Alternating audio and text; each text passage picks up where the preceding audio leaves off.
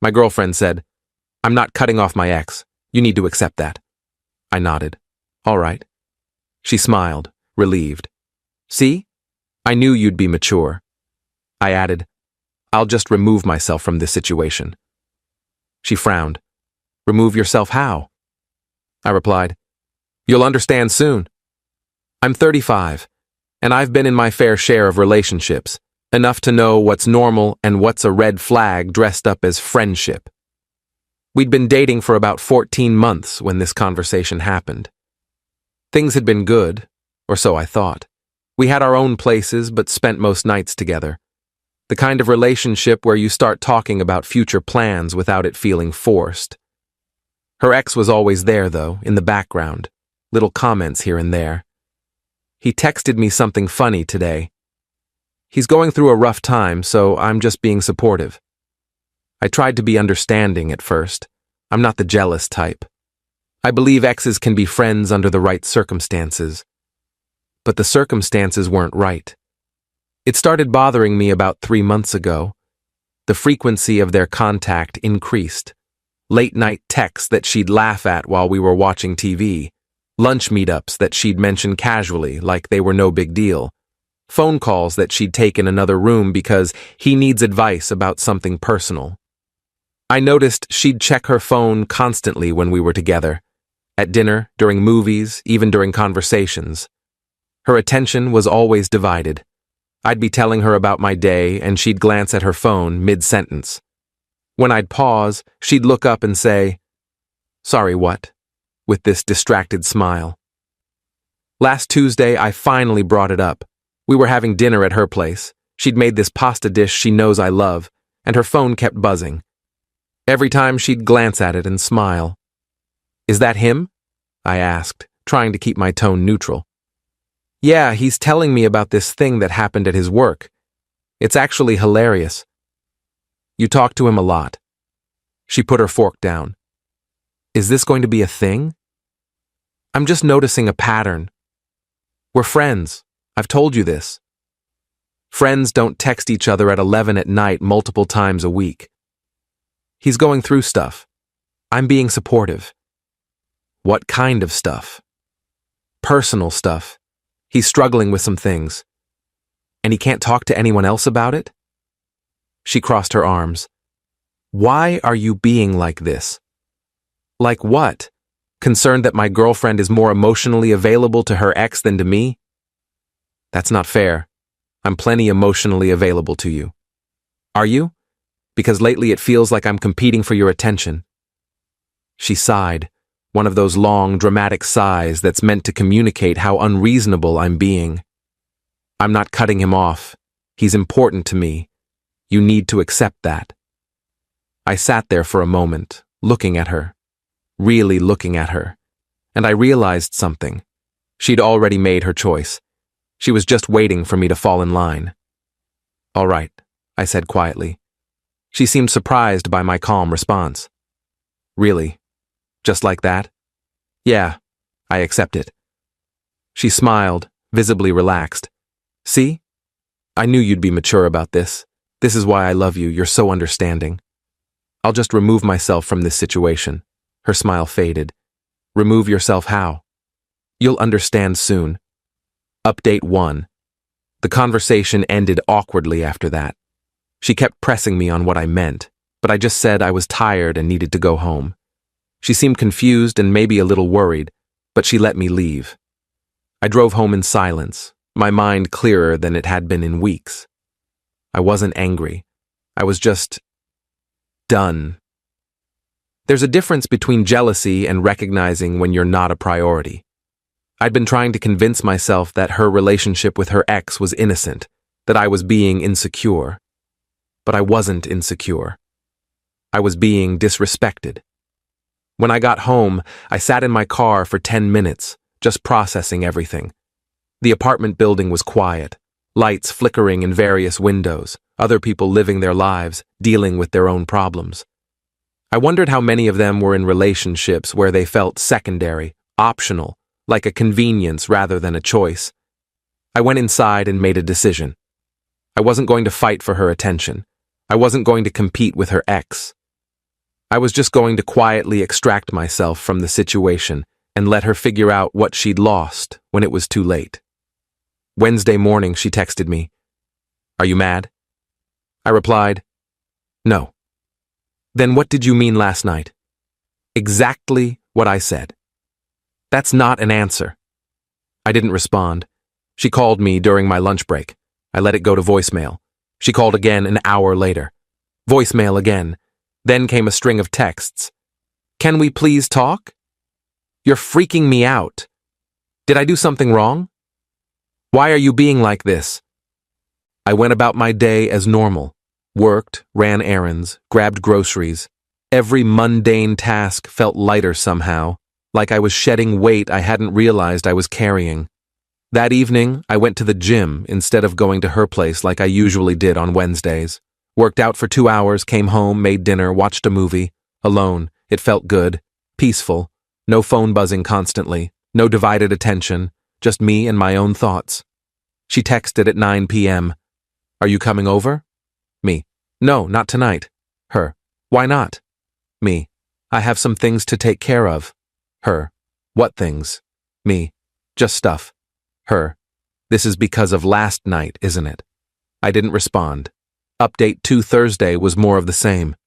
Minimal responses to her texts. Didn't answer her calls.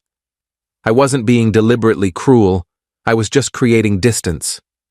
The same distance she'd been creating between us for months, except I was doing it intentionally. I met up with an old friend for drinks Thursday evening.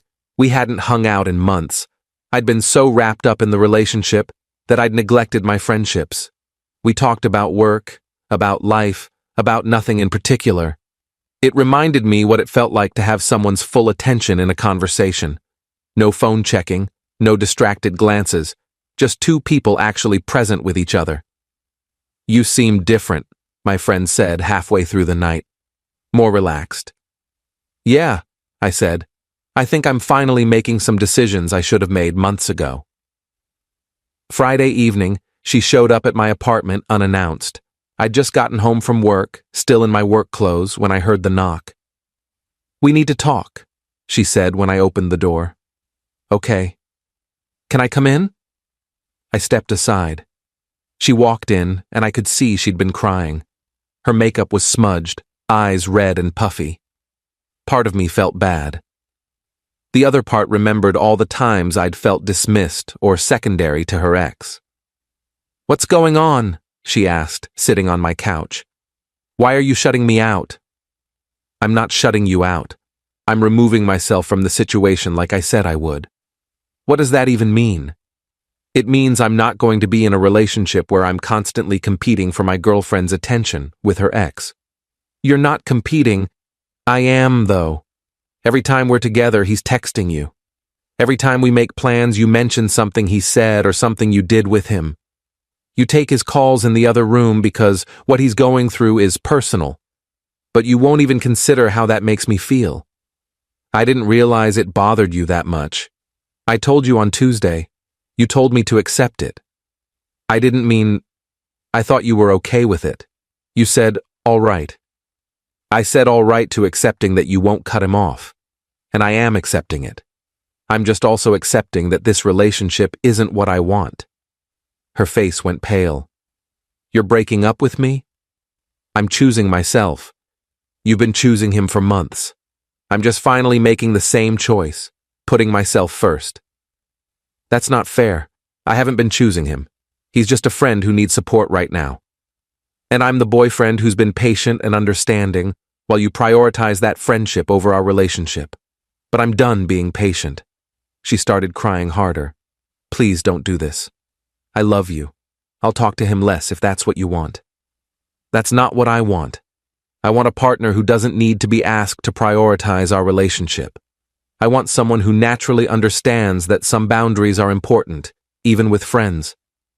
I can do that. I will do that. You had months to do that, you didn't. And when I finally brought it up, you told me to accept it, or basically implied I was being controlling. I didn't say that.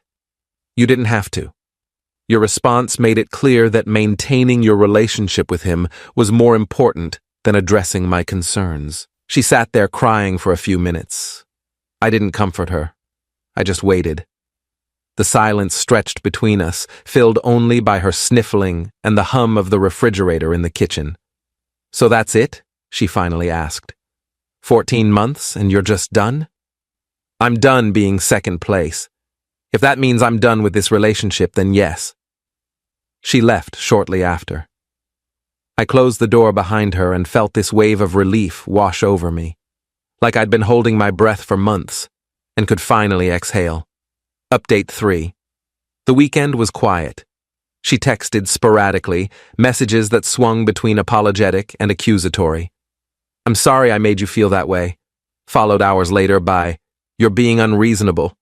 I'm allowed to have friends." I kept my responses brief and neutral when I responded at all. Saturday, I deep cleaned my apartment, found little reminders of her everywhere, a hair tie on the bathroom counter, her favorite mug in my cabinet, a book she'd been reading that she left on my nightstand. I boxed it all up methodically, without emotion, just clearing space.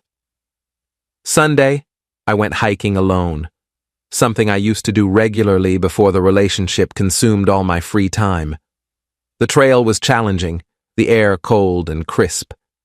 At the summit, I sat on a rock and looked out at the view, and I felt genuinely content for the first time in months. Monday morning, one of her friends called me. I didn't answer, but she left a voicemail. "Hey, I heard what happened. Look, I get it, but you should know she's really torn up about this. She genuinely didn't realize how much the situation with her ex was bothering you. Maybe give her another chance." I listened to the voicemail twice, then deleted it. I didn't call back. Tuesday, I got a long text from her. The gist was, she'd told her ex they needed to take a break from communicating so much. She was doing it for me, to prove she could prioritize our relationship. Would I please reconsider? I replied, "I appreciate that, but it doesn't change anything. You shouldn't have to be told to set those boundaries. They should have been there naturally." Her. "People make mistakes. I'm trying to fix mine." Me. "I understand, but I've made my decision." Her. "Because of him? Because I was friends with my ex?" Me.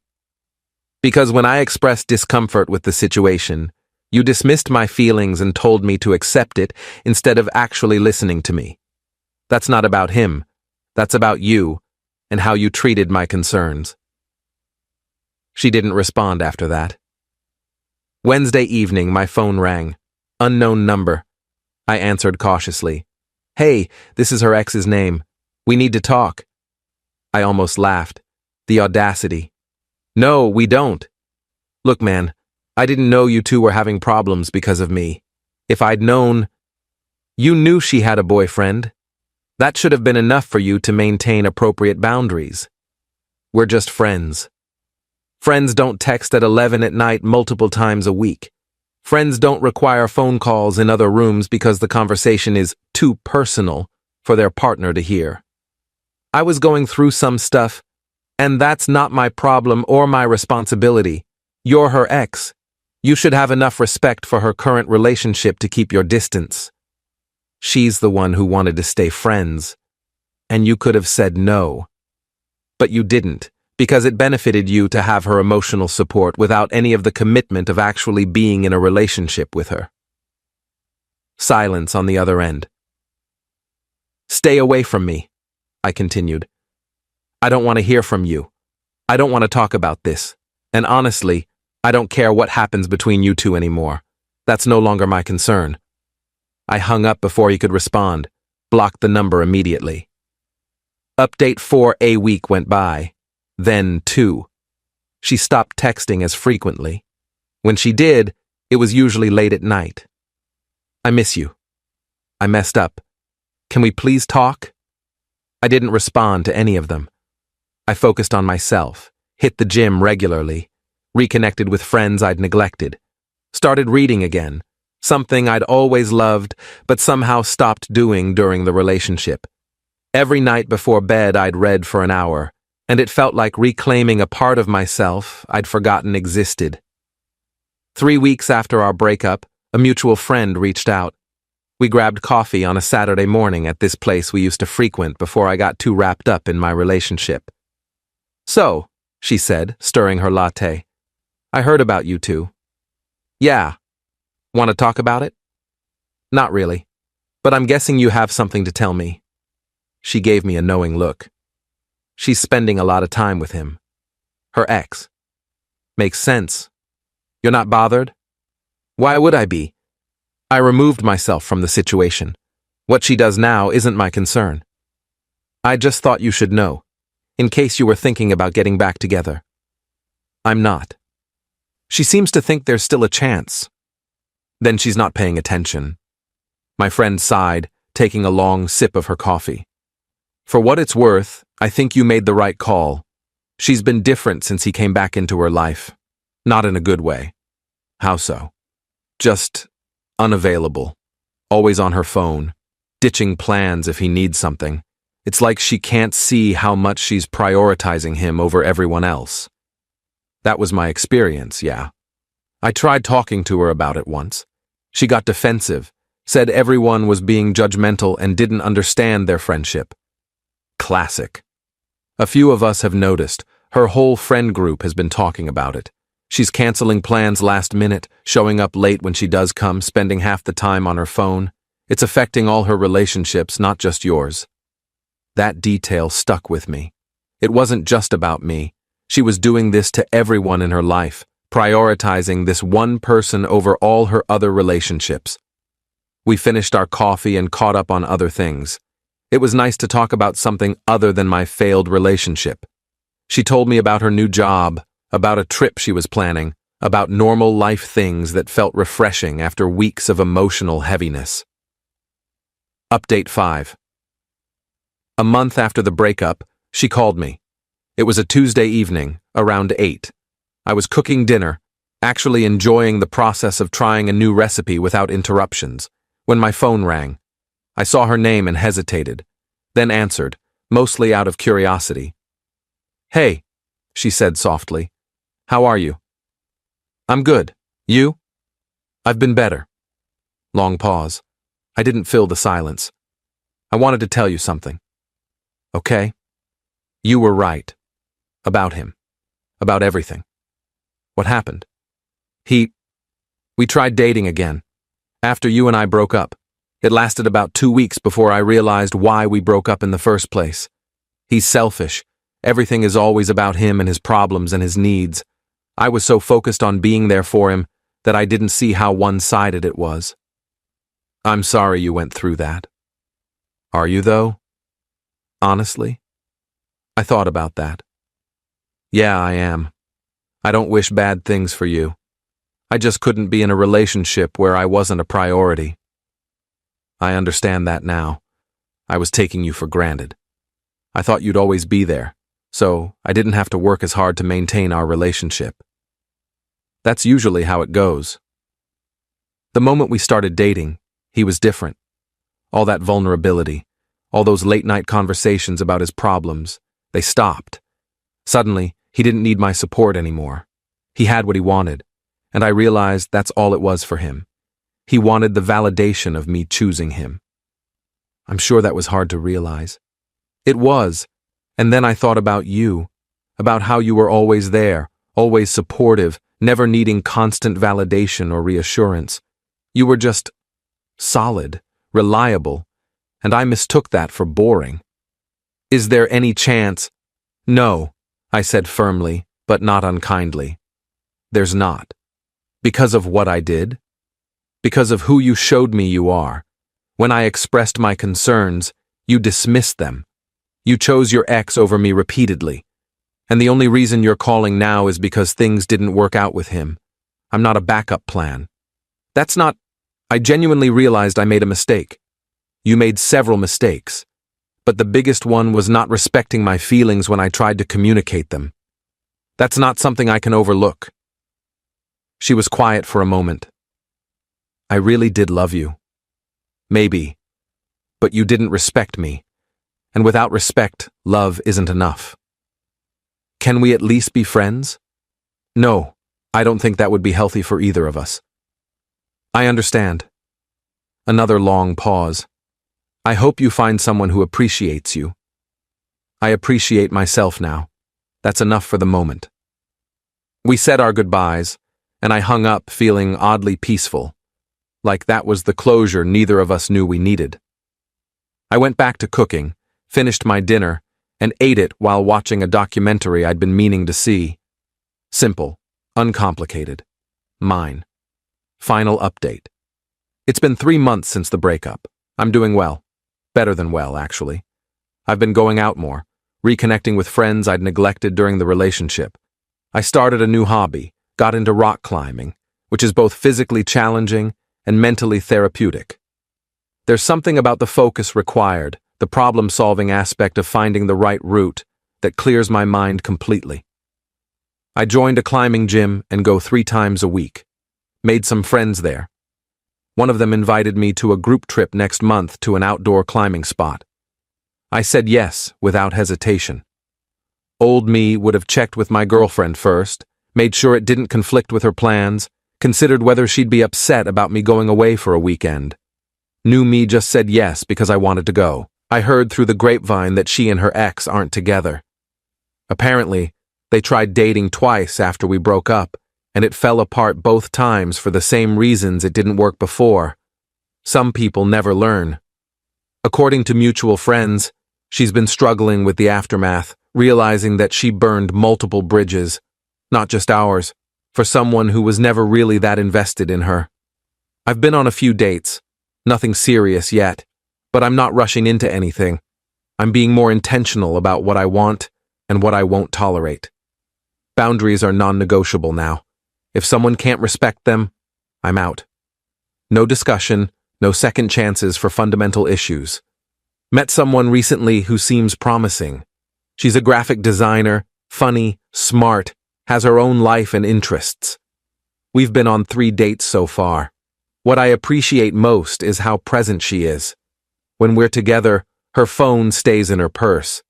She asks questions and actually listens to the answers. She talks about her ex occasionally. They dated years ago and had an amicable split, but it's always in past tense, with clear boundaries. That's what healthy looks like. A friend asked me recently if I regretted how I handled things. We were at a barbecue, a few beers in, and he just came out with it. Do you think you should have tried harder, given her more chances? I thought about it. No. I communicated my concerns clearly. She made her choice, and I made mine. I removed myself from a situation that wasn't serving me. There's no regret in choosing yourself. That's pretty mature of you. It wasn't maturity, it was self-preservation. I just got tired of being an option instead of a priority. Last week I ran into her at a mutual friend's party. It was brief. A polite hello, a quick catch-up, nothing substantial. She seemed okay, I was okay. We were both okay, just separately. And that's probably how it should have been all along. She looked different. Tired, maybe. Or just older. She asked how I'd been, and I gave her the abbreviated version. Work's good, picked up rock climbing, keeping busy. She told me she'd been doing some soul-searching, going to therapy, trying to work on herself. I told her that was good, that I was glad she was taking care of herself, and I meant it. The thing about removing yourself from a toxic situation is that people don't realize how serious you are until you're already gone. She thought I was bluffing, thought I'd fight for her, chase her, beg her to choose me over her ex. But I didn't. I just quietly stepped back and let her figure out what she really wanted. By the time she realized what she'd lost, I'd already moved on. And that's not revenge or spite. That's just the natural consequence of taking someone for granted. Life goes on. I'm building something better now, something that's just mine. And when I do eventually let someone in again, they'll understand from day one that I'm not the type to compete for attention or settle for being second place. I'm too old for that. I've learned my worth, and I'm not negotiating on it anymore. That conversation in her apartment, when she told me to accept her relationship with her ex, was the best thing that could have happened. It showed me exactly who she was and what she prioritized, and it gave me the clarity to walk away with my head held high. Sometimes the most powerful thing you can do is just remove yourself from the equation. No drama, no big confrontation, no trying to change someone's mind. Just a quiet exit and the refusal to be treated as less than you deserve. She understands now what I meant when I said I'd remove myself. And honestly, I hope she takes that lesson into her next relationship. I hope she learns to appreciate people while she has them. I hope she sets better boundaries with exes and understands that some friendships aren't worth maintaining if they cost you better relationships. But that's not my concern anymore. I removed myself, and I'm better for it. I wake up every morning without that knot in my stomach. I go through my day without checking my phone anxiously. I make plans without wondering if she'll cancel because he needs something. I'm just free. And that feeling is worth more than any relationship that makes you question your worth.